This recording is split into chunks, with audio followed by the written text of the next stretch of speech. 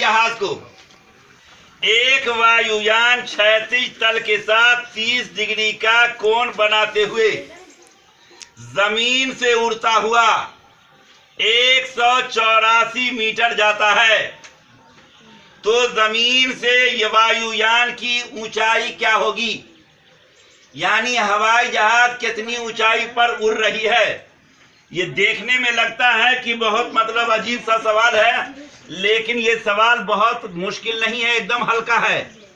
हवाई जहाज उड़ रही है, कितनी ऊंचाई पर उड़ रही है, उसका पता लगाने के लिए बहुत मुश्किल चीज नहीं है, आसान ही है।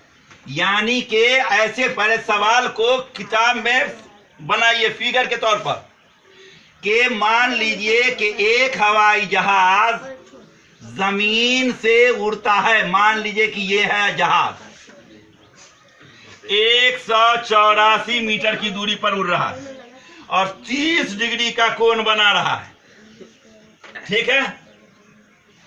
उड़ता हुआ कितना दूर जाता है? 184 किलोमीटर जाता है, यही दिया हुआ। तो कहता है कि हवाई जहाज जमीन से कितनी ऊंचाई पर उड़ रहा है, बतलाओ, ठीक है। थीटा के सामने की भुजा लंब होती है और कर्ण दिया हुआ है, तो साइन थीटा बराबर लंब बटा कर्ण तो हेवे करता है, तो लिख दिया सीधे साइन 30 डिग्री बराबर लंब बटा कर्ण को 100 मान लो, 100 बटा 184। अब हमने अभी तुरंत बनाया है कि साइन 30 डिग्री बराबर क्या होता है? 1/2 होता है, तो 1/2 लिखा। इसको कहते हैं क्रॉस मल्टीप्लाई कर दीजिए, 2x बराबर 184, x बराबर 184 बटा 2, 2 9 18, 2 2 4 बराबर 92 किलोमीटर। किलोमीटर है कि मीटर है? मीटर है, मीटर है ना। आंसर हो गया।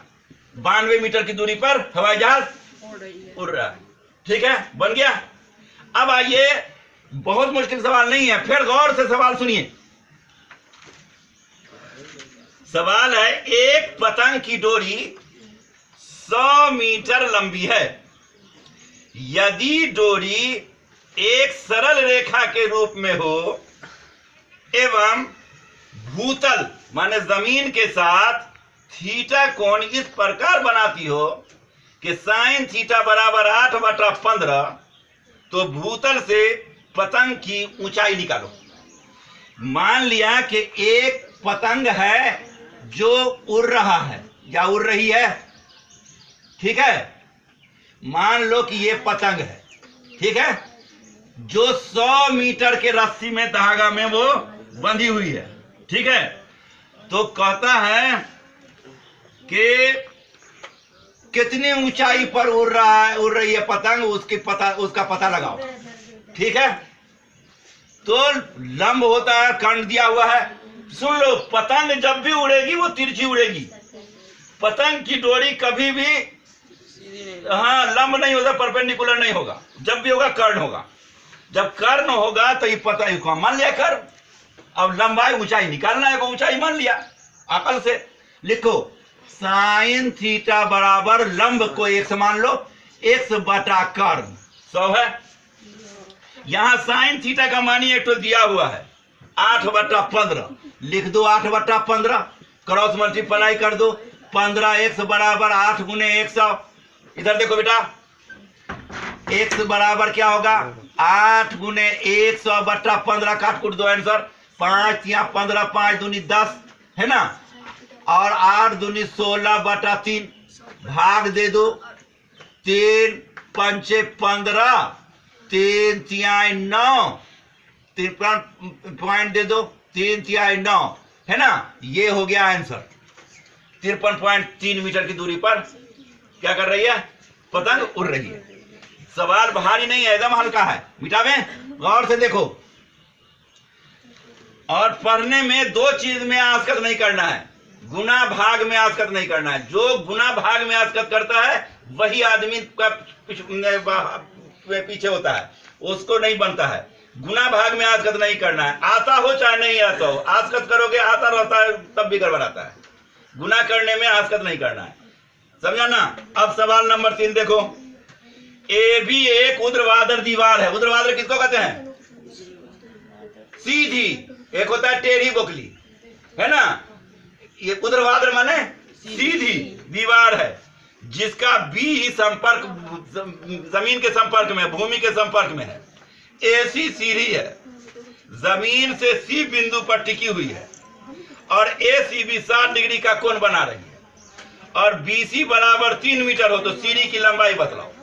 मान लो कि यह है दीवार और ये है सीढ़ी, ठीक है। मान लो कि ये है सीढ़ी, फिर बात में लग रही है। ये है मान लो कि सीढ़ी। अब क्या है कि ऐसी सीढ़ी है सी संपर्क में है ना, जमीन के संपर्क में है। तो ये है ए और ये है सी और एक का नाम बी दे दो। अब कहता है क्या कि ए सी बी बराबर 60 डिग्री है, लो 60 डिग्री है। अब क्या है कि बी सी बराबर 3 है, ए लो 3 है। तो कहता है कि सीढ़ी की लंबाई निकालो, सीढ़ी की लंबाई निकालो। थीटा के सामने की भुजा लंब होती है, यह आधार हो गया और सीढ़ी जब भी लगेगी तिरछी लगेगी तो cos थीटा बराबर आधार बटा कर्ण होता है। तो लिखो cos 60 डिग्री बराबर आधार बटा कर्ण। cos 30 डिग्री 60 डिग्री बराबर क्या होता है? cos 60 डिग्री बराबर क्या होता है? गलत। cos 60 डिग्री बराबर क्या होता है? 1/2 लिखा हुआ सामने में, अभी बनाया भी है। क्या होता है? 1/2 लिखो। 1/2 क्रॉस मल्टीप्लाई कर दो, 1 से कहा 1 3 दूनी 6 आंसर। ये सवाल भारी नहीं है लेकिन ये सवाल 2 नंबर का आता है इम्तिहान में, समझा कि नहीं? फिर सवाल देखिए, एक मजदूर दीवार पर ईंट पहुंचाने के लिए सीढ़ी पर चढ़ रहा है जिसका ऊपरी सिरा दीवार के शीर्ष तक पहुंचता है। दीवार की ऊंचाई 15 मीटर है, ऐसे ही है और दीवार की ऊंचाई 15 मीटर है, ठीक है। अब आइए, सीढ़ी भूतल के साथ बनाया गया कोण 60 डिग्री है। चलो 60 डिग्री है। सीढ़ी के ऊपरी सिरे तक पहुंचने में मजदूर को कितना समय लगेगा? कितनी दूरी निर्धारित, कितना दूर चलना पड़ेगा, दूरी निकालना, यानी सीढ़ी की लंबाई निकालना, ठीक है। साइन थीटा बराबर लंब बटा कर्ण होता है, बनाइए, एकदम हल्का है। साइन 60 डिग्री बराबर लंब बटा कर्ण 15/1। साइन 60 डिग्री बराबर क्या होता है? √3/2 क्रॉस मल्टीप्लाई कीजिए। √3 x बराबर 15 दूना 30, x बराबर 3 गुने 10 √3, या काट दिया तब बराबर 10 √3 हो गया। ये 30 को हमने जो है 10 गुने 30 इसलिए काटा कि यहाँ पर √3 था, हमने दिमाग में आया कि काट देना चाहिए तो काट दिया गुणनखंड में लिख के, ठीक है। बन गया ऐसा, 10 √3, ठीक है।